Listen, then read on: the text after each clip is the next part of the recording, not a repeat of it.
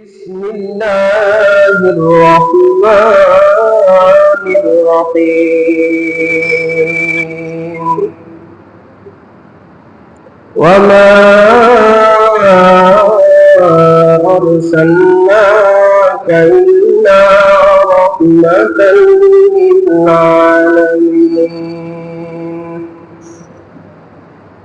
وقد قال النبي صلى الله عليه وسلم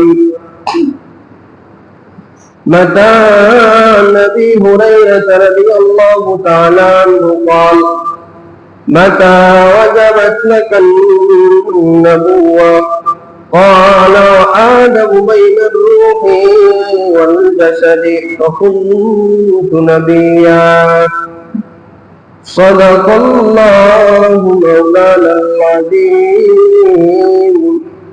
وصدق رسوله النبي الأمين ونحن على ذلك لمن الشاهدين والشاكرين والذاكرين नक्श कदम नबी के हैं नक्श कदम नबी के हैं जन्नत के रास्ते अल्लाह से मिलाते हैं सुन्नत के रास्ते नलगल्ला بكماله كشف الدجى بجماله حسنت جميع خصاله صلوا عليه وآله সবাই পড়ে মোহাম্মদ জোরে সরে বালাগাল্লা বিকামালিহি كشف الدجى بجماله حسنت جميع خصاله صلوا عليه وآله صدق الله العلي العظيم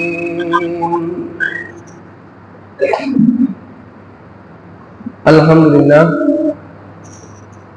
মহান রব্বুল আলামিনের দরবারে লাখ কোটি শুকরিয়া যে মহান রব্বুল আলামিন আমাদেরকে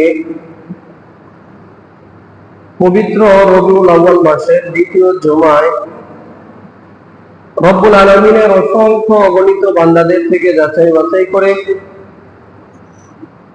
দুনিয়াবি কাজকর্ম থেকে পারেক করে রব্বুল আলামিনের পবিত্র বিধান জুমার নামাজটুকু আদায়ের লক্ষ্যে রব্বুল আলামিনের পবিত্র ঘর মসজিদে আসার বসার তৌফিক দান করেছেন। এই জন্য সকলে রব্বুল আলামিনের শুকরিয়া আদায়ার্থে জোরে সোরে বলি আলহামদুলিল্লাহ। আমাদের নিয়মিত ধারাবাহিক আলোচনা আমরা বলেছিলাম যে সারা জীবন এবং যে জুমার আলোচনাগুলো হয় বছরে 52 বা 53 জুমা, এই সব জুমাতেই রাসূলুল্লাহ সাল্লাল্লাহু আলাইহি ওয়াসাল্লামের সিরাত অর্থাৎ জীবনী নিয়ে আলোচনা করা আমাদের উচিত। যেহেতু আরো অনেক বিষয় থাকে, আরো অনেক সমস্যা সামনে আসে, এই কারণে সময়ের সাথে সাথে বিভিন্ন বিষয় নিয়ে আলোচনা করা হয়। কিন্তু একজন ইমানদার মুসলমান রাসূলুল্লাহ সাল্লাল্লাহু আলাইহি ওয়াসাল্লামের উম্মত যদি ধর্মীয় কোনো বিষয় নিয়ে কথা বলতে চায় তাহলে প্রাসঙ্গিক ক্রমেই রাসূলুল্লাহ সাল্লাল্লাহু আলাইহি ওয়াসাল্লামের পবিত্র জীবনী মোবারক এবং রাসূলুল্লাহ সাল্লাল্লাহু আলাইহি ওয়াসাল্লামের কথা কাজকর্ম আমাদের সামনে আসবে।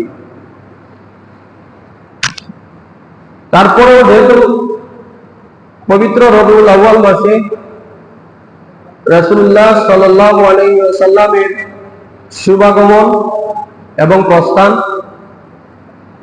এই কারণে আমরা রবিউল আউয়াল মাসের 4টা জুমাকে আমরা আগে থেকেই বলেছিলাম যে 4টা জুমাতে রাসূলুল্লাহ সাল্লাল্লাহু আলাইহি ওয়াসাল্লামের শুরু থেকে শেষ পর্যন্ত মোটা দাগে যে বিষয়গুলো আছে সেই বিষয়গুলো তুলে ধরার চেষ্টা করব ইনশাআল্লাহ। আমরা গত জুমাতে রাসূলুল্লাহ সাল্লাল্লাহু আলাইহি ওয়াসাল্লামের দুনিয়াতে আগমনের পূর্বকার অবস্থা, অর্থাৎ রাসূলুল্লাহ সাল্লাল্লাহু আলাইহি ওয়াসাল্লামের বংশের লোকদের অবস্থা, রাসূলুল্লাহ সাল্লাল্লাহু আলাইহি ওয়াসাল্লামের নসবনামা, বংশনামা কত শক্তিশালী, কত পুত পবিত্র ছিল, সেগুলো নিয়ে আমরা আলোচনা করেছিলাম। আজকে আমরা আমাদের নির্দিষ্ট সময়ের মধ্যে রাসূলুল্লাহ সাল্লাল্লাহু আলাইহি ওয়াসাল্লামের জন্মের সময়কার কিছু কথা, কিছু বরকতপূর্ণ অবস্থা আমরা তুলে ধরব, যাতে করে আমরা সেগুলোকে সামনে রেখে আমাদের নিজেদের জীবন পরিবর্তন করতে পারি এবং আমাদের জীবনকেও পুত পবিত্র করতে পারি। আমরা গত জুমাতে বলেছিলাম যে রাসূলুল্লাহ সাল্লাল্লাহু আলাইহি ওয়াসাল্লামের বংশের মধ্যে অর্থাৎ আদম আলাইহিস সালাম থেকে শুরু করে মারাত্মক ধরনের কোনো অপরাধী ছিলেন না। যেমন রাসূলুল্লাহ সাল্লাল্লাহু আলাইহি ওয়াসাল্লাম নিজেই বলেছেন যে আমার বংশের মধ্যে কোনো ব্যভিচারী ছিল না, আমার বংশের পুরুষদের মধ্যে, নারীদের মধ্যে কেউ ব্যভিচারী ছিল না। এরকম ভাবে আরেকটা হাদিস দ্বারা পাওয়া যায় যে রাসূলুল্লাহ সাল্লাল্লাহু আলাইহি ওয়াসাল্লামের বংশের কেউ মুশরিক ছিল না। রাসূলুল্লাহ সাল্লাল্লাহু আলাইহি ওয়াসাল্লামের এই পবিত্র বংশ পরাক্রমা এবং বংশনামা, এটার দ্বারা এটা প্রমাণ করে যে দুনিয়াতে এবং আখিরাতে আল্লাহ পাক রব্বুল আলামিন যাকে সম্মানিত করেন বা যে সম্মানিত হিসাবে আল্লাহ পাক রব্বুল আলামিন যাকে দুনিয়াতে প্রতিষ্ঠিত করেন, তার জন্য প্রথম কাজ হলো তার বংশটা বা তার মা বাবা, তার দাদা দাদি যারা আছে, নানা নানি যারা আছে, তারা যদি চায় যে আমাদের বংশের মধ্যে একজন ভালো মানুষ আসুক, ভালো মানুষ হোক, ওই মানুষ দুনিয়াতে আসার আগেই তার বংশটা পুত পবিত্র করে রাখা উচিত। অন্যথায় যে আসবে সে ভালো হবে না, বংশের দাগ পড়বে তার উপর। রাসূলুল্লাহ সাল্লাল্লাহু আলাইহি ওয়াসাল্লাম তিনি দুনিয়াতে আগমন করলেন। রাসূলুল্লাহ সাল্লাল্লাহু আলাইহি ওয়াসাল্লামের অস্তিত্ব এটা তো দুনিয়ার সৃষ্টি পূর্ব থেকেই ছিল। বাহ্যিকভাবে শুভাগমন 570 যে খ্রিস্টাব্দ বলা হয়, ওই সময় তিনি আগমন। রাসূলুল্লাহ সাল্লাল্লাহু আলাইহি ওয়াসাল্লামকে জিজ্ঞাসা করা হলো, মাতা ওয়াজাবাত লাকুন নবুওয়া, ইয়া রাসূলুল্লাহ, ইয়া হাবিবাল্লাহ, আপনার নবুয়তটা কখন আপনার জন্য নির্ধারণ করা হলো? আপনার নবুয়ত আপনার জন্য কখন নির্ধারণ করা হলো? রাসূলুল্লাহ সাল্লাল্লাহু আলাইহি ওয়াসাল্লাম বলেন, ওয়া আদামু বাইনার রূহি ওয়াল জাসাদ ওয়া কুনতু নাবিয়্যা, যে আদম আলাইহিস সালামকেও যখন সৃষ্টি করা হয় নাই, আদম আলাইহিস সালামকেও যখন সৃষ্টি করা হয় নাই, ওই সময়েও আমার নবুয়ত প্রতিষ্ঠিত ছিল। সুবহানাল্লাহ। তাহলে আমরা যে দেখি রাসূলুল্লাহ সাল্লাল্লাহু আলাইহি ওয়াসাল্লামকে নবুয়ত দেওয়া হয়েছে রাসূলুল্লাহ সাল্লাল্লাহু আলাইহি ওয়াসাল্লামের 40 বছর বয়সে, সেটা কি? আদম আলাইহিস সালামের জন্মের পূর্বে রাসূলুল্লাহ সাল্লাল্লাহু আলাইহি ওয়াসাল্লামের নবুয়ত প্রতিষ্ঠিত ছিল, কিন্তু বাহ্যিকভাবে প্রকাশ করা হয়েছে। আল্লাহ নবী সাল্লাল্লাহু আলাইহি ওয়াসাল্লামকে বাহ্যিকভাবে নবী হিসাবে দুনিয়ার মানুষের কাছে পরিচিত করে দেওয়া হয়েছে রাসূলুল্লাহ সাল্লাল্লাহু আলাইহি ওয়াসাল্লামের বয়স যখন 40 বছর। তাহলে আর দুই কথার মধ্যে পার্থক্য থাকলো। তো রাসূলুল্লাহ সাল্লাল্লাহু আলাইহি ওয়াসাল্লাম তার যে পবিত্র জীবন মুবারক, এই জীবন মুবারকের মধ্যে 3টা বিষয়। এক হলো রাসূলুল্লাহ সাল্লাল্লাহু আলাইহি ওয়াসাল্লামের জন্ম, আরেকটা হলো রাসূলুল্লাহ সাল্লাল্লাহু আলাইহি ওয়াসাল্লামের জন্ম থেকে নিয়ে মৃত্যু পর্যন্ত যে সময়টা আছে সেই সময়। আরেকটা হলো রাসূলুল্লাহ সাল্লাল্লাহু আলাইহি ওয়াসাল্লামের দুনিয়া থেকে প্রস্থান অর্থাৎ ওয়াফাতুন নবী বা ইন্তেকাল। এই তিনটাকে প্রথম যে জন্মটাকে আরবিতে বলা হয় মিলাদুন নবী সাল্লাল্লাহু আলাইহি ওয়াসাল্লাম। মিলাদুন শব্দের অর্থ হলো জন্ম। মিলাদুন শব্দের অর্থ কি ভাই? জন্ম। এই যে কোনো মানুষের আমরা বলি যে অমুক জন্মগ্রহণ করেছে, অমুকের জন্মদিন আজকে, এটাকে আরবিতে বলা মিলাদ। তাহলে মিলাদুন নবী অর্থাৎ রাসূলুল্লাহ সাল্লাল্লাহু আলাইহি ওয়াসাল্লামের জন্ম মুবারক।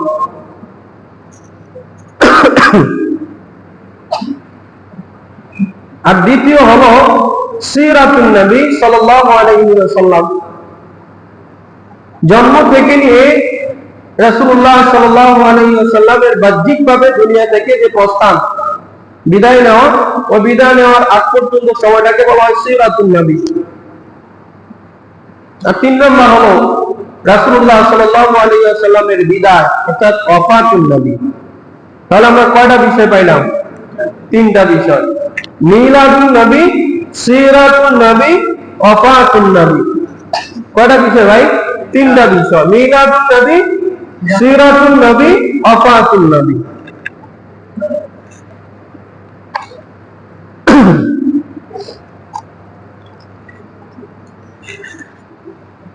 পবিত্র 12 রবিউল বা রবিউল মাস আসলেই আমাদের মধ্যে কিছুটা বিভেদ দেখা যায়। কিছু মানুষ আছে মিলাদুন নবী, কিছু মানুষ আবার বলে সিরাতুন নবী। এই যে কথাগুলো আছে বা এই যে একটা বিভেদ বা তাআরুজ, এগুলোর সমাধান বা এগুলোর একটা সুস্থ সামঞ্জস্য সুন্দরভাবে হয় যদি আমরা এই শব্দগুলোর অর্থ জানি। এর আগে আমাদেরকে মনে রাখতে হবে এই যে রাসূলুল্লাহ সাল্লাল্লাহু আলাইহি ওয়াসাল্লামের জীবনের তিনটা ধাপ, মিলাদুন নবী, সিরাতুন নবী, ওয়াফাতুন নবী। কোন ব্যক্তি, কোন ঈমানদার যদি এই তিনটাকে অস্বীকার করে তাহলে সে কাফের। তাহলে সে কি হবে ভাই? কাফের। তাহলে সে কি হবে? কাফের হবে। কোন ব্যক্তি যদি মিলাদুন নবী রাসূলুল্লাহ সাল্লাল্লাহু আলাইহি ওয়াসাল্লামের জন্মকে অস্বীকার করে সেও কাফের। রাসূলুল্লাহ সাল্লাল্লাহু আলাইহি ওয়াসাল্লামের সিরাত অর্থাৎ জীবনীকে যে অস্বীকার করবে সেও কাফের। রাসূলুল্লাহ সাল্লাল্লাহু আলাইহি ওয়াসাল্লামের ওয়াফাত অর্থাৎ মৃত্যুকে যে অস্বীকার করবে সেও কাফের। এই বিষয়টা আমাদেরকে সবার আগে মনে রাখতে হবে। কিছু মানুষ আছে যে মিলাদুন নবী এটাকে বাড়াইতে বাড়াইতে একেবারে বেশি করে ফেলে, আবার কিছু মানুষ আছে এটার বিপক্ষে যাইতে যাইতে একেবারে মিলাদুন নবীকে অস্বীকার করে ফেলে। মিলাদুন নবীকে কখনো অস্বীকার করা যাবে? সিরাতুন নবীকে অস্বীকার করা যাবে? ওয়াফাতুন নবীকে অস্বীকার করা যাবে? হযরত ওমর ফারুক রাদিয়াল্লাহু তাআলা আনহু তরবারি নিয়ে দাঁড়ায় গেছে যে ব্যক্তি বলবে যে আমার রাসূল মারা গেছে তার গলা কাটাই দিব, তার গলা কাটাই দিব। আবু বকর রাদিয়াল্লাহু তাআলা আনহু দাঁড়ায় বলছেন, কোরআনের আয়াত দিয়ে বলতেছেন সুন্দর করে যে ইতিপূর্বে নবী রাসূল এসেছেন,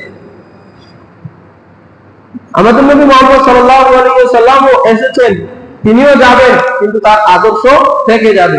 পরবর্তীতে হযরত ওমর ফারুক রাদিয়াল্লাহু তাআলা আনহু ঠান্ডা হয়েছেন এবং স্থির হয়েছেন। তাহলে কোনটাই অস্বীকার করার কোনো সুযোগ নাই। এখন দ্বিতীয় কথা হলো মিলাদুন নবী আর সিরাতুন নবী, এই দুইটার মধ্যে পার্থক্য যদি আমরা করতে চাই, মিলাদুন নবী মানে রাসূলুল্লাহ সাল্লাল্লাহু আলাইহি ওয়াসাল্লামের জন্ম মুবারক, সিরাতুন নবী সাল্লাল্লাহু আলাইহি ওয়াসাল্লাম মানে হলো রাসূলুল্লাহ সাল্লাল্লাহু আলাইহি ওয়াসাল্লামের জীবনী। মিলাদুন নবীর মধ্যে পালনীয় কিছু নাই যে পালন করতে হবে, এই করতে হবে, এই করতে হবে, বা আমার রাসূলুল্লাহ সাল্লাল্লাহু আলাইহি ওয়াসাল্লাম কিভাবে জন্মগ্রহণ করেছেন আমরা সেগুলো বলবো পরে, এইভাবে আমাদেরকে জন্মগ্রহণ করতে বা আমাদের অবস্থা এরকম হবে, বিষয়টা এরকম না। কিন্তু আমাদের সর্বক্ষেত্রে জীবনের প্রত্যেকটা স্তরে স্তরে সিরাতুন নবী অর্থাৎ রাসূলুল্লাহ সাল্লাল্লাহু আলাইহি ওয়াসাল্লাম যেভাবে খেয়েছেন, যেভাবে চলেছেন, যেভাবে পড়েছেন, যেভাবে নামাজ পড়েছেন, সব কিছু আমাদেরকে অনুসরণ করতে হবে। এখন আল্লাহ পাক রব্বুল আলামিন বলেছেন, লাকাদ কানা লাকুম ফি রাসূলিল্লাহি উসওয়াতুন হাসানা লিমান কানা ইয়ারজুল্লাহা ওয়াল ইয়াউমাল আখির। আল্লাহ রাব্বুল আলামিন বলেন, তোমাদের মধ্যে যারা ঈমানদার, যারা আল্লাহকে স্বীকার করে, আল্লাহর সাথে সাক্ষাৎকে যারা স্বীকার করে, যারা আখিরাতকে স্বীকার করে, তাদের জন্য অবশ্যই লাকাদ কানা লাকুম ফি রাসূলিল্লাহ, আল্লাহর রাসূল সাল্লাল্লাহু আলাইহি ওয়াসাল্লামের জীবনের মধ্যে রয়েছে আদর্শ, উত্তম আদর্শ। ওই আদর্শ ধারণ করলে তোমাদের জন্য সেটা রহমত, ওই আদর্শ থেকে বিচ্যুত হয়ে গেলে তোমাদের জন্য সেটা রহমত না, বরং দুনিয়া এবং আখিরাতে লাঞ্ছনা লাঞ্ছনা। আল্লাহ রাব্বুল আলামিন বলতেছেন, ওয়া মা আরসালনাকা ইল্লা রাহমাতাল লিল আলামিন। এই দুনিয়ার মানুষ, ওয়া মা আরসালনাকা ইল্লা রাহমাতাল লিল আলামিন, তোমাদের মধ্যে যে রাসূল প্রেরণ করেছি ওই রাসূলকে আমি বলতেছি, হে রাসূল, ওমা আরসালনাকা, আপনাকে কেবলমাত্র প্রেরণ করা হয়েছে ইল্লা রাহমাতাল লিল আলামিন, সমস্ত জগৎ সমূহের রহমত হিসাবে প্রেরণ করা হয়েছে। মুফাসসিরিনে কেরাম বলেন, আল্লাহর নবী সাল্লাল্লাহু আলাইহি ওয়াসাল্লাম শুধু মানুষের জন্য রহমত ছিলেন না, বরং তিনি পশু পাখির জন্য রহমত। শুধু দুনিয়ার মধ্যে রহমত না, বরং আখিরাতের মধ্যেও তিনি রহমত। এমনকি আমরা যদি ইতিহাসের কিতাবগুলোতে খেয়াল করি, এমন অনেক কাফের মুশরিক আছে, এমন অনেক পশু পাখি আছে যে রাসূলুল্লাহ সাল্লাল্লাহু আলাইহি ওয়াসাল্লামের উসিলায় সে নাজাত পেয়ে গিয়েছে, সে বরকত লাভ করেছে। এক ব্যক্তি এক উটকে তার যে সামর্থ্য ছিল, ওই সামর্থ্যের বাইরে গিয়ে তাকে পরিশ্রম করাইতেছিলেন। রাসূলুল্লাহ সাল্লাল্লাহু আলাইহি ওয়াসাল্লাম বললেন, তার তো এতটুকু ক্ষমতা নাই, তাকে তুমি তার যে শক্তি আছে, যে সামর্থ্য আছে, ওই সামর্থ্যের বাহিরে তুমি তাকে কষ্ট করাইতেছো, এটা তোমার জন্য জায়েজ হবে না। এরকম ভাবে বহু কাফের মুশরিক যারা ঈমান আনে নাই, কিন্তু ঈমান না আনার পরেও তারা যেহেতু রাসূলুল্লাহ সাল্লাল্লাহু আলাইহি ওয়াসাল্লামকে মহব্বত করেছেন এবং রাসূলুল্লাহ সাল্লাল্লাহু আলাইহি ওয়াসাল্লামের যে সত্রক অর্থাৎ রাসূলের আগমন, এর কারণে তারাও রহমত প্রাপ্ত হয়েছে। পুরো আরব, আমরা তো গত জুমাতে বলেছি, পুরো পৃথিবী যত বরকত, যত রহমত, এই সবগুলো এসেছে রাসূলুল্লাহ সাল্লাল্লাহু আলাইহি ওয়াসাল্লামের নিসবতে। রাসূলুল্লাহ সাল্লাল্লাহু আলাইহি ওয়াসাল্লামের নিসবতে, সরাসরি ওনার মাধ্যমে আসে নাই, কিন্তু ওনার নিসবতে এসেছে, ওনার দাদার মাধ্যমে এসেছে, ওনার পরদাদার মাধ্যমে এসেছে। কিন্তু আল্লাহ পাক রব্বুল আলামিনের মহাপ্লান শুধুমাত্র রাসূলুল্লাহ সাল্লাল্লাহু আলাইহি ওয়াসাল্লামকে কেন্দ্র করেছিল। তো এই যে মিলাদুন নবী,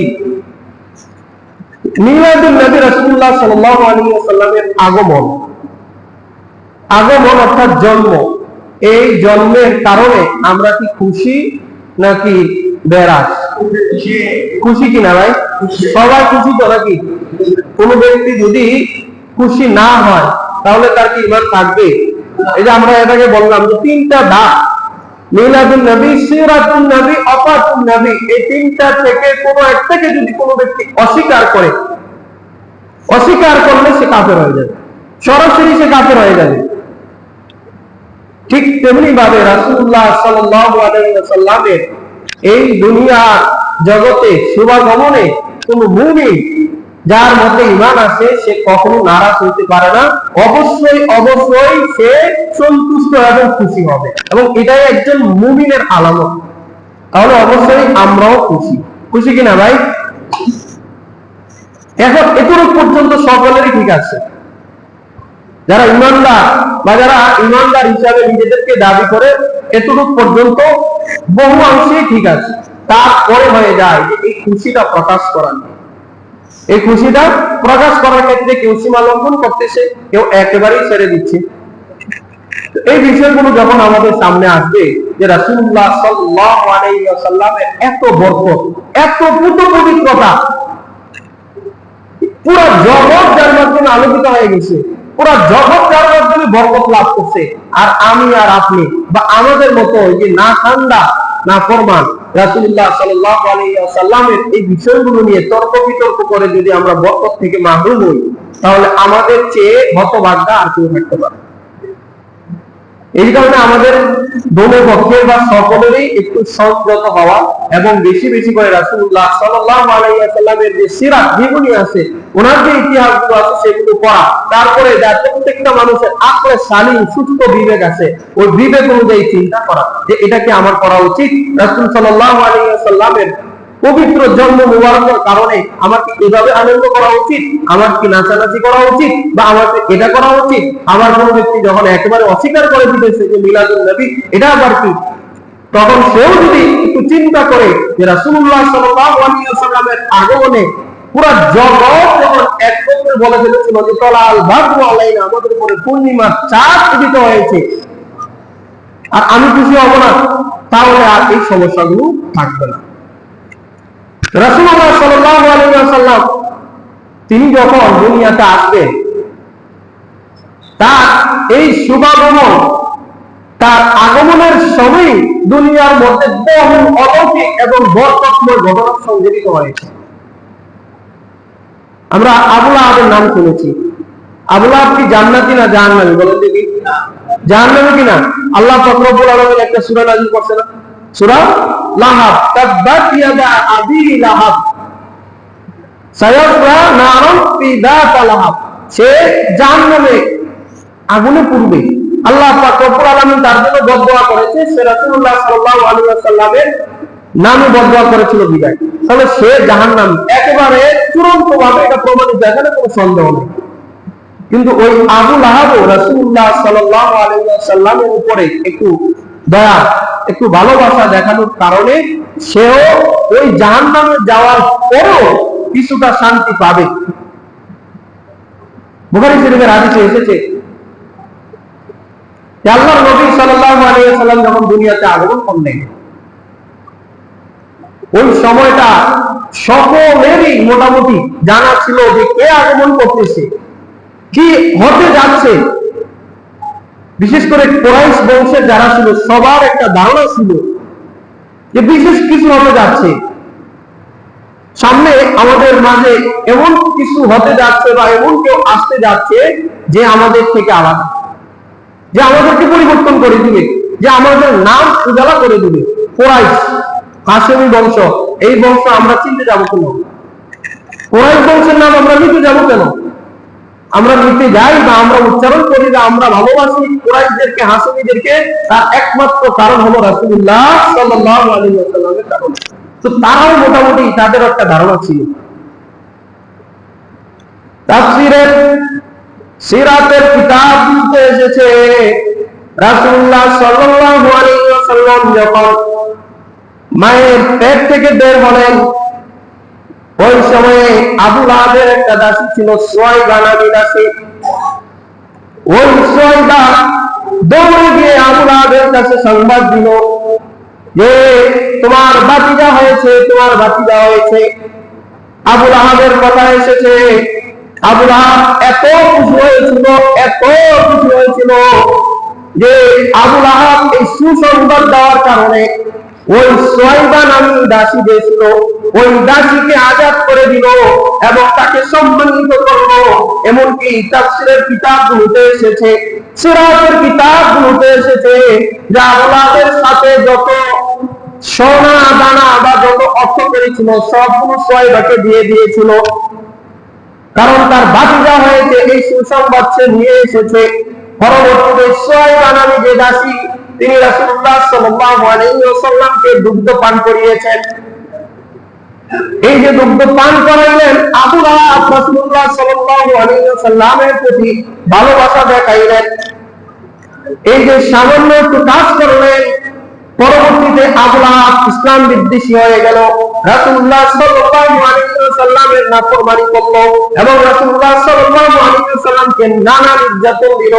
আল্লাহ পাক রব্বুল আলামিন তার ব্যাপারে চূড়ান্ত ফয়সালা দিয়ে দিল, তাব্বাত ইয়াদা আবি লাহাব ওয়া তাব, অর্থাৎ আবু লাহাব ধ্বংস হয়ে গিয়েছে, দুনিয়া এবং আখিরাতে সে জাহান্নামী হয়ে গিয়েছে। বুখারী শরীফের হাদিসে এসেছে ফালাম্মা মাতা আবু লাহাব, অতঃপর যখন কোনো একদিন আবু লাহাব ইন্তেকাল করলো, ইন্তেকালের পরে তার এক আত্মীয় তাকে স্বপ্ন দেখলো। স্বপ্ন দেখার পরে ওই ব্যক্তি তাকে জিজ্ঞাসা করলো কিলা মাযা লাকিতা ইয়া বারাত, হে আবু লাহাব তুমি ইন্তেকাল করেছো, এখন পরকালে তোমার সাথে কেমন আচরণ করা হইতেছে, তুমি কেমন ভোগ করতেছো, তোমার সাথে আচরণ কেমন করা হইতেছে।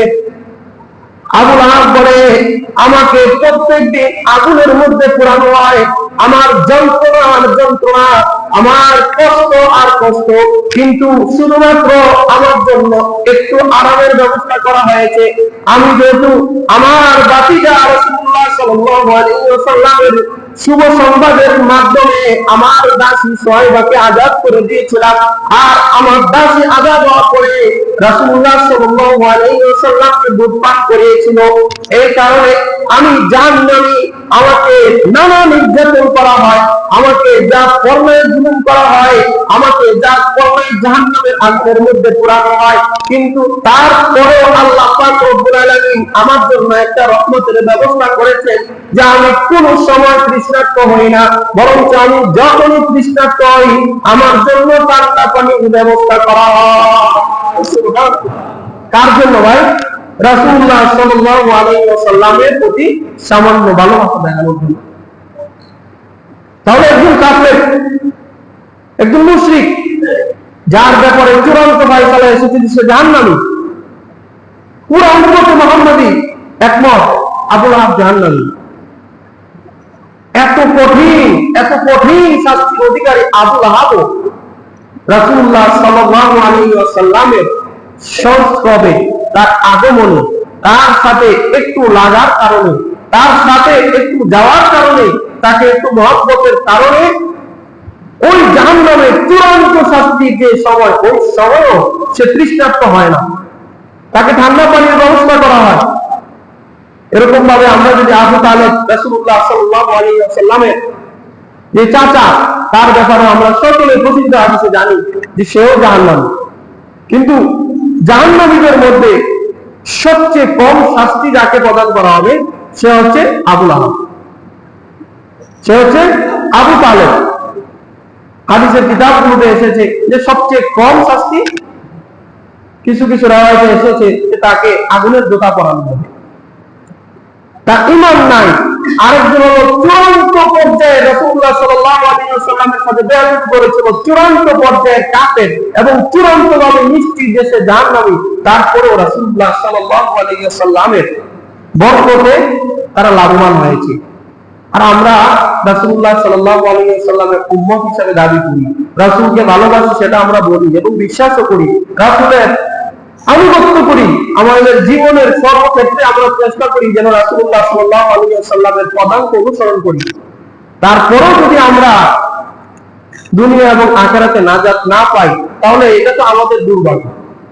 আমাদের দুর্ভাগ্য, কত কাফের মুশরিক, কত গরু ছাগল, কত পশু পাখি রাসূলুল্লাহ সাল্লাল্লাহু আলাইহি ওয়াসাল্লামের শুধুমাত্র নামের বরকতে নাজাত পেয়েছে, শুধুমাত্র তার যে দুনিয়ার মধ্যে আগমনের বরকতে নাজাত পেয়েছে। আর আমরা আমাদের শুরু, আমাদের শেষ, আমাদের মধ্যম, আমাদের মা বাবা, আমাদের দাদা দাদি 14 গোষ্ঠী আমরা বলতেছি উম্মতে মুহাম্মাদী, আমরা রাসূলুল্লাহ সাল্লাল্লাহু আলাইহি ওয়াসাল্লামের উম্মত, আর আমরা যদি নাজাত না পাই এটা তো আমাদের দুর্ভাগ্য। আমরা এত কিছু হওয়ার পরেও যদি আমাদের মধ্যে কিছু দোষ থাকে, তাহলে আমরা রাসূলুল্লাহ সাল্লাল্লাহু আলাইহি ওয়াসাল্লামের রহমত বরকত দুনিয়াতেও পাবো না, আখিরাতেও পাবো না। তার মধ্যে কিছু দোষ হলো মুশরিক। যারা মুশরিক তারা রাসূলুল্লাহ সাল্লাল্লাহু আলাইহি ওয়াসাল্লামের বরকত পাবে না। যারা ইসলামের প্রতি, যারা আল্লাহ পাক রব্বুল আলামিনের প্রতি বিদ্বেষ পোষণ করে, আরো কিছু অপরাধ আছে যারা লাগাতার ব্যভিচার করে, ধারাবাহিকভাবে নিয়মতান্ত্রিক ভাবে তার অভ্যাস হইল জিনা করা। আরো কিছু অপরাধের কথা কোরআন এবং হাদিসে এসেছে। আরেকটা অপরাধের কথা এসেছে সুদ এবং ঘুষ। সুদ এবং ঘুষ, সুদ ঘুষ আমাদের সমাজে আছে কিনা ভাই? আছে। পুরা পৃথিবীর মধ্যে বর্তমানে যারা দরিদ্র অসহায়, তারা আরো বেশি দরিদ্র এবং অসহায় হচ্ছে যারা অর্থনৈতিক ভাবে পুরা অর্থনীতিটাকে যারা নিজেদের কব্জায় নিয়ে নিয়েছে। তার অন্যতম একটা কারণ হলো সুদ। সুদের মাধ্যমে যে না খেয়ে আসে সে আরো না খেয়ে থাকবে, যে যার অর্থ সম্পদের প্রাচুর্য আসে তার আরো অর্থ সম্পদ বাড়বে। কিন্তু দুঃখের বিষয় হলো এই যে চূড়ান্ত একটা অপরাধ, এই অপরাধ আমাদের রন্ধে রন্ধে আমাদের সমাজের প্রত্যেকটা কোণায়। আমরা শুধু এই এলাকার নাম বলবো না, বা পুরো বাংলাদেশের কথা বলবো না, পুরো পৃথিবীর মধ্যে অর্থনীতির মূল বিষয়টা হলো সুদ। সুদের উপরে আল্লাহ পাক রব্বুল আলামিন বলেছেন, ইয়া আইয়ুহাল্লাযীনা আমানু লা তাকুলু রিবা আযাফাম মুদাআফা। হে ঈমানদারগণ, তোমরা চক্রভিত্তিক সুদের কাছাকাছি যেও না। চক্রভিত্তিক সুদ, একজন ব্যক্তি একজনকে 1000 টাকা দিল, মাস শেষে তাকে 1100 টাকা দিল, এটাকে বলে চক্রভিত্তিক সুদ। সুদের আরো অনেকগুলো প্রকার আছে, কিন্তু দুঃখের বিষয় হলো অনেকগুলো প্রকার যে সেগুলো আছে সেগুলো অনেক নিকৃষ্ট। সবচেয়ে বেশি নিকৃষ্ট হলো চক্রভিত্তিক সুদ। এই চক্রভিত্তিক সুদের মধ্যে আমাদের জীবন। অথচ আল্লাহর নবী সাল্লাল্লাহু আলাইহি ওয়াসাল্লাম বলেছেন, যে ব্যক্তি সুদের সাথে যার জীবন জড়িত, ঘুষের সাথে যার জীবন জড়িত, সে দুনিয়া এবং আখিরাতে রাসূলুল্লাহ সাল্লাল্লাহু আলাইহি ওয়াসাল্লামের রহমত তো পাবে না, বরং আল্লাহর নবী বলেন সে কেমন যেন আল্লাহ পাক রব্বুল আলামিনের সাথে যুদ্ধ ঘোষণা করলো, আল্লাহর নবীর সাথে যুদ্ধ ঘোষণা করলো। আল্লাহর নবী বলেন, যারা সুদ খায়, যারা সুদের সাথে জড়িত, তাদের যে অপরাধের মাত্রা, এই অপরাধের শাস্তির মধ্যে 70টা শাস্তির কথা এসেছে। তার মধ্যে সবচেয়ে নিম্নমানের শাস্তি হলো আইয়ান কিহার রাজুলু উম্মাতাহু, কোন ব্যক্তি তার আপন মাকে বিবাহ করলো বা আপন মায়ের সাথে জিনা করলো, যে অপরাধ সুদ খাইলে সর্বনিম্ন অপরাধের সমান। নাউযুবিল্লাহ। আল্লাহর নবী সাল্লাল্লাহু আলাইহি ওয়াসাল্লাম বলেন যে যারা সুদী লেনদেনের সাথে জড়িত থাকবে এবং সুদী লেনদেন নিয়ে আলোচনা করবে, সুদী লেনদেনের বিচার করবে, সুদী লেনদেন লেখালেখি করবে, সুদী লেনদেনের টাকা পয়সা তার কাছে রাখবে, আল্লাহর নবী সাল্লাল্লাহু আলাইহি ওয়াসাল্লাম বলেন অর্থনৈতিকভাবে তার যে অধঃপতন, ওই অধঃপতনের শুরু। যে ব্যক্তি দৈনিক আনতে শেখাইতেছে, দৈনিক কামাই করতে শেখাইতেছে, চলতেছে জীবন, কিন্তু সে আরেকটু ভালো, আরেকটু উচ্চ জীবন যাপনের জন্য কিছু টাকা সুদ দিল, আল্লাহ নবী সাল্লাল্লাহু আলাইহি ওয়াসাল্লাম বলতেছেন অর্থনৈতিকভাবে তার অধঃপতনের শুরু মাত্র। এই যে বর্তমানে আমাদের জীবনের দিকে যদি আমরা খেয়াল করি, আমরা ভিন্ন একটা সময়ে সুদ, ঘুষ এবং হারাম লেনদেন এগুলো নিয়ে একটা আলোচনা করবো ইনশাআল্লাহ। ব্রাক ব্যাংক, আশা ব্যাংক, গ্রামীণ ব্যাংক সহকারে এই যে আমাদের কিস্তি, আমরা যদি নিজেদের চোখে খেয়াল করি, নিজেদের দিকে খেয়াল করি, এই পর্যন্ত কোন পরিবার, কোন ব্যক্তি কিস্তি বা এই সুদের টাকা নিয়ে উপরে উঠতে পেরেছে তার নমুনা খুবই কম। আছে ভাই, আছে। কিস্তি যে পরিবারে ঢুকেছে সে কি আর বের হতে পেরেছে? ঠিক কাল কিয়ামতের ময়দানেও তাকে রক্ত, যে জাহান্নামীদের রক্তের যে নদী, রক্তের সাগরের মধ্যে তাকে হাবুডুবু খাওয়ানো। তাহলে আমরা রাসূলুল্লাহ সাল্লাল্লাহু আলাইহি ওয়াসাল্লামের উম্মত হলাম, আমাদের পুরোটা জীবনই গেল রাসূলুল্লাহ সাল্লাল্লাহু আলাইহি ওয়াসাল্লামের উম্মত হিসাবে, কিন্তু আমরা তো বরকত পাইলাম না। আবু লাহাব বরকত পেয়ে গেল, আবু তালেব বরকত পেয়ে গেল, গরু ছাগল বরকত পেয়ে গেল, উট পশু বরকত পেয়ে গেল, পশু পাখি বরকত পেয়ে গেল রাসূলুল্লাহ সাল্লাল্লাহু আলাইহি ওয়াসাল্লামের শুধুমাত্র নামে। আর আমরা তো রাসূলকে ভালোবাসি, রাসূলুল্লাহ সাল্লাল্লাহু আলাইহি ওয়াসাল্লামের জীবনকে পদাঙ্ক অনুসরণ করি, তারপরও আমাদের বরকত পাবো না সুদ জাতীয় যে অপরাধগুলো আছে ওই অপরাধগুলোর কারণে। এখন রাসূলুল্লাহ সাল্লাল্লাহু আলাইহি ওয়াসাল্লামকে জিজ্ঞাসা করা হলো যে ইয়া রাসূলুল্লাহ, ইয়া হাবিবাল্লাহ, আপনি সোমবারে রোজা রাখেন কেন? রাসূলুল্লাহ সাল্লাল্লাহু আলাইহি ওয়াসাল্লামের জন্মদিন কবে ভাই? সোমবারে। সোমবারে রোজা রাখেন কেন? রাসূলুল্লাহ সাল্লাল্লাহু আলাইহি ওয়াসাল্লাম বলেন যালিকা ইয়াউমুন কুলিতু ফীহি ওয়া ইয়াউমান বুইতু আও উনজিলা আলাইহি। রাসূলুল্লাহ সাল্লাল্লাহু আলাইহি ওয়াসাল্লাম বলেন তিনটা কারণে আমি সোমবারে রোজা রাখি। এক হলো সোমবারে আমি জন্মগ্রহণ করেছি, দুই নাম্বার হলো এই দিনে আমার উপরে কোরআন নাযিল করা হয়েছে, আরেকটা কথা এসেছে, কারণ এই যে আমাদের কাজগুলো রাসূলুল্লাহ সাল্লাল্লাহু আলাইহি ওয়াসাল্লাম নিজে শুকরিয়া আদায়ার্থে, যে আল্লাহ পাক রব্বুল আলামিন তাকে জন্ম দিয়েছেন সোমবারে, শুকরিয়া আদায়ার্থে রোজা রাখতে। তাহলে আমরা যদি একটা কাজ করতে চাই বা রাসূলুল্লাহ সাল্লাল্লাহু আলাইহি ওয়াসাল্লামের জন্মদিন উপলক্ষে কিছু করতে চাই, কি করতে পারি ভাই? রোজা রাখতে পারি, সারা দিন দুরূদ শরীফ পড়তে পারি, মনের আনন্দ প্রকাশ করতে পারি, বিশেষ করে রাসূলুল্লাহ সাল্লাল্লাহু আলাইহি ওয়াসাল্লামের জীবনী আলোচনা হয় এরকম অনুষ্ঠানও করতে পারি। রাসূলুল্লাহ সাল্লাল্লাহু আলাইহি ওয়াসাল্লামের বরকতের কথা আমরা বলতেছি। আল বিদায়া ওয়ান নিহায়া থেকে বর্ণিত একটা হাদিসের একটা কিতাব এসেছে। এই কিতাবের মধ্যে এসেছে আব্দুল্লাহ ইবনে আব্বাস রাদিয়াল্লাহু তাআলা আনহু বলেন, রাসূলুল্লাহ সাল্লাল্লাহু আলাইহি ওয়াসাল্লাম জন্মের সময় বহু বরকত সংঘটিত হয়েছে, অনেক বরকত সংঘটিত হয়েছে। আবু তালেব বলেন, আবু তালেব থেকে কিছু রাওয়ায়াত এসেছে যে তিনি বলেন, হে বাতিজা আমার, তুমি যখন দুনিয়াতে এসেছো অন্য সব বাচ্চাদের মতো তোমার আগমন ছিল না। রাসূলুল্লাহ সাল্লাল্লাহু আলাইহি ওয়াসাল্লাম বলেন যে কেমন ছিল?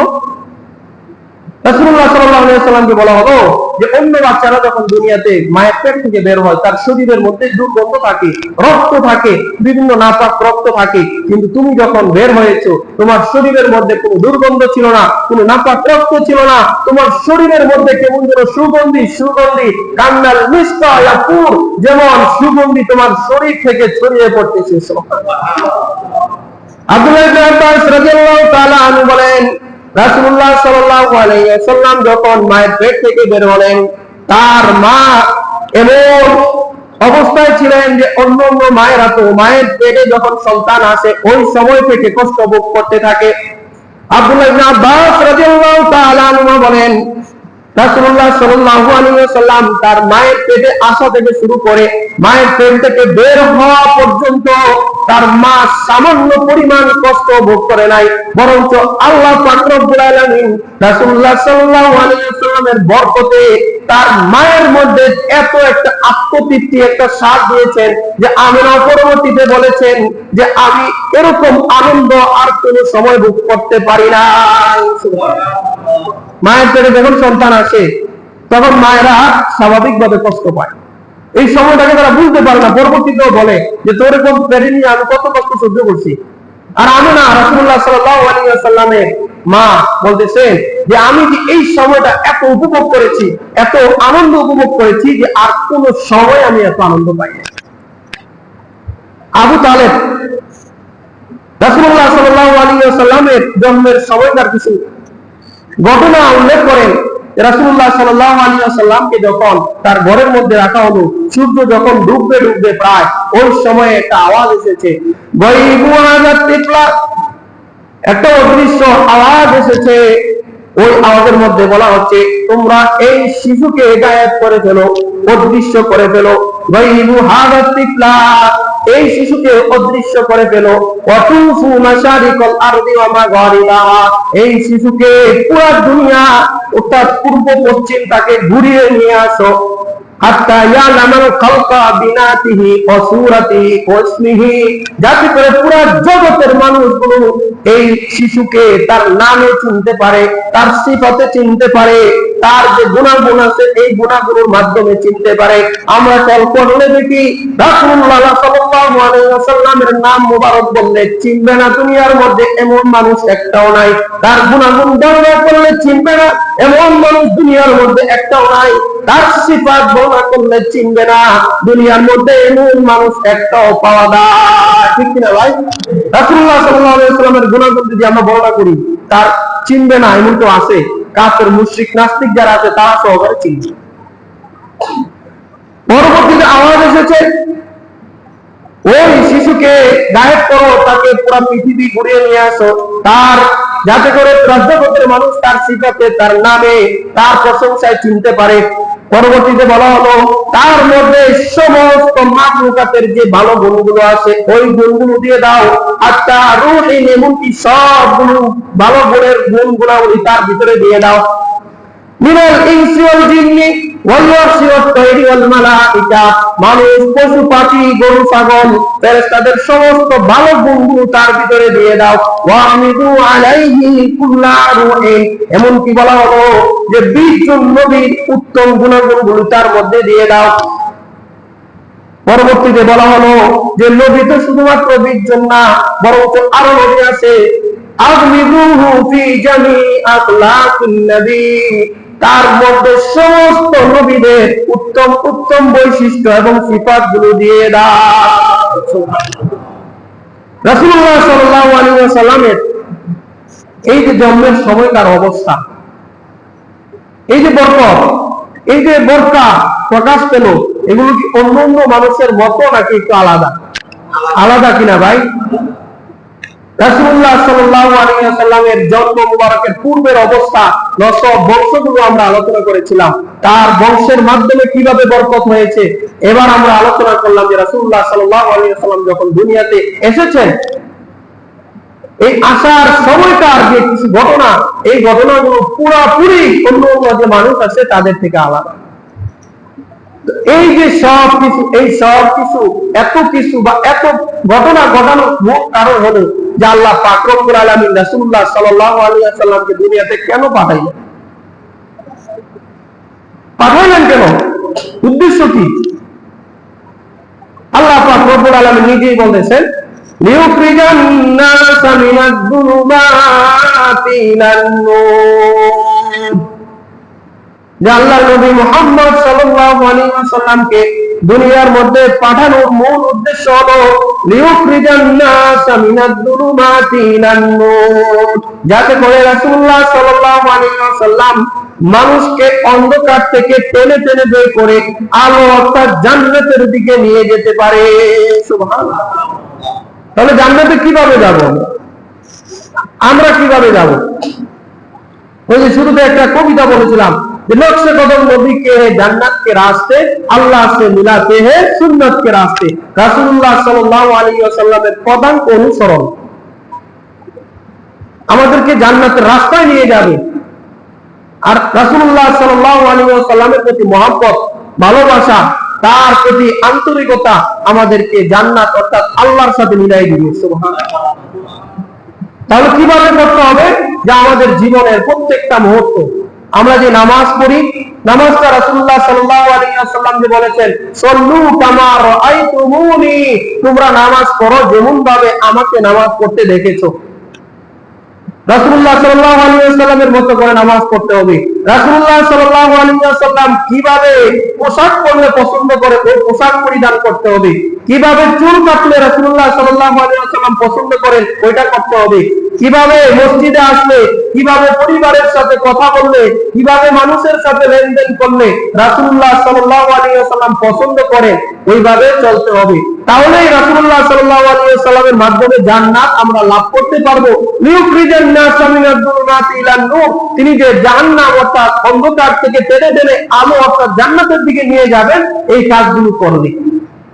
কিন্তু আমরা যদি শুধু জবানে বলি যে আমরা রাসূলকে ভালোবাসি, রাসূলের জন্য জীবন দিয়ে দিছি, এই করে ফেলছি, এই করে ফেলছি, কিন্তু যখন বলা হলো যে রাসূলুল্লাহ সাল্লাল্লাহু আলাইহি ওয়াসাল্লাম পছন্দ করেন, তিনি ভালোবাসেন, তুমি দাঁড়িয়ে রাখো, দাঁড়িয়ে রাখলে রাসূলুল্লাহ সাল্লাল্লাহু আলাইহি ওয়াসাল্লাম পছন্দ করেন, এতক্ষণ বলতেছে আমি জীবন দিয়ে দিব রাসূলের জন্য, এখন বলা হলো যে জীবন দিতে হবে না, রাসূলুল্লাহ সাল্লাল্লাহু আলাইহি ওয়াসাল্লাম খুশি হবেন, কাল কিয়ামতের ময়দানে যাদের দাড়ি থাকবে তাদেরকে চিনবেন, তাকে ডেকে ডেকে নিয়ে যাবেন, দাড়িটা রাখো। সে বলতেছে দাড়ি রাখতে পারবো না, সে বলতেছে দাড়ি রাখতে পারবো না, জীবন দিয়ে দিতে পারবো, দাড়ি রাখতে পারবে না। তাকে বলা হলো পরিবারের সাথে পরিবারের সাথে ভালো আচরণ করো, পরিবার তোমার যে মেয়ে তোমার স্ত্রী আছে তাদেরকে পর্দার কথা বলো।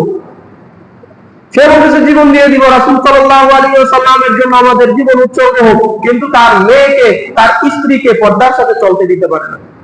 সে বলতেছে তোমার ছেলে মেয়েকে ধর্মীয় শিক্ষা দাও, সে বলতেছে না, ধর্মীয় শিক্ষায় শিক্ষিত হলে দুনিয়া পাবে না, দুনিয়ার মধ্যে খাবে কি, চলবে কি, অথচ বলতেছে রাসূলের জন্য আমার জীবন দিয়ে দিব। কথা কাজে মিল না থাকলেই মুনাফিক হয়ে যাবে। আর বর্তমান সময়ে এই যে আমাদের একটা কথা বলতেই হয় যে আমরা যতই আমরা বলি যে আমরা মুসলমান রাষ্ট্রে বসবাস করি, ইসলামিক রাষ্ট্রে বসবাস করি, আমরা যতবারই মুসলমানরা যে ব্যক্তিকে আমাদের ক্ষমতায় বসায়, যাকে আমাদের নেতা বানায়, সেই আমাদের সাথে বেঈমানি করে, আমাদের যে ধর্মীয় যে অনুভূতি আছে সের উপর আঘাত করে। পুরো বাংলাদেশের মধ্যে 65,000 কত ধরনের আপনার নিন্দনীয় কথা, 65,000 আপনার ওই প্রাথমিক বিদ্যালয় আছে। বাংলাদেশের আলেম ওলামারা দীর্ঘদিন যাবত বলে এসেছে যে একজন ধর্মীয় শিক্ষক নিয়োগ দেওয়া হোক, অঙ্ক পড়াইতে হলে অঙ্ক টিচার দিয়ে পড়ায়, ইংরেজি পড়ায় ইংরেজি টিচার দিয়ে, একজন ধর্মীয় শিক্ষক প্রত্যেকটা প্রাথমিক বিদ্যালয়ে নিয়োগ দেওয়া হোক, যাতে করে ধর্ম শিক্ষাটা শিখায়। সেই কথা তো রাখলোই না, সেই কথা তো আপনার কর্ণপাত করলোই না, বরং আমরা মনে করতেছি পুরো পৃথিবী, বাংলাদেশটা আমাদের হুজুরদের হাতে এসে পড়েছে, মুসলমানদের হাতে এসে পড়েছে, হাজী সাহেবদের হাতে এসে পড়েছে। দেখা গেল কি ফলাফল হলো কি যে 65,400 যে প্রাথমিক বিদ্যালয় আছে প্রত্যেকটা বিদ্যালয়ে একজন করে যে কাফের মুশরিক ইহুদিদের যে গান বাজনা ওই গান বাজনা যে শেখানোর জন্য একজন করে শিক্ষক শিক্ষিকা নিয়োগ দেওয়া হয়েছে। নাউযুবিল্লাহ। তাহলে আমরা কাদেরকে আমাদের নেতা বানাচ্ছি? কাদেরকে আমরা বলতেছি যে আমাদের জন্য সবকিছু করবে? আমাদেরকে তো জবাবদিহি করতে হবে। আমরা চাই আমাদের রাষ্ট্রে বা আমাদের যে সমাজে আমরা যাদেরকে আমাদের নেতা বা আমাদের পরিবারের মধ্যে যাদেরকে আমরা আমাদের অধিপতি মনে করি তারা আমাদের সবকিছু শিখাক, পাশাপাশি আমাদের ফরজ যে বিধান আছে ওই বিধানটাও শিখাক। এই কয়েকদিন যাবত কিছু বিষয় নিয়ে মারাত্মক ধরনের আলোচনা হচ্ছে যে বাবা মারা গেছে, সন্তান জানে না কিভাবে জানাজার নামাজ পড়বে। ওই কুলাঙ্গার বাবা কবরের মধ্যে গিয়ে কি করবে? সন্তান জানে না সালাম ফিরাবে না কিনা, হাত বাঁধবে কি বাঁধবে না, ও হাত কানের উপরে উঠাবে কিনা, ঈদের নামাজ আর জানাজার নামাজ মিলাই ফেলতেছে। এই মানুষগুলোকে শিখানো হয় নাই, এই মানুষগুলোকে ফরজ বিধান শিখানো হয় নাই, এখন নতুন করে এসেছে গান বাজনা শিখানোর কথা। আমরা এগুলোকে তীব্র নিন্দা জানাই। আর আমরা এখন থেকে একটা বিষয় অবশ্যই মনে রাখবো যে অন্ধভাবে কোনো ব্যক্তি কোনো আদর্শের উপরে আমরা বিশ্বাস রাখতে চাই না। ধর্ম কর্ম সঠিকভাবে ইসলামী বিধান মান্য করা হয় এরকম ব্যক্তি এবং আদর্শকেই আমরা আমাদের নেতা এবং আমরা ওই আদর্শের উপরে বিশ্বাস রাখতে চাই যারা ধর্মের উপরে কোনো দিক দিয়ে আঘাত রাখবেন। আল্লাহ পাক রব্বুল আলামিন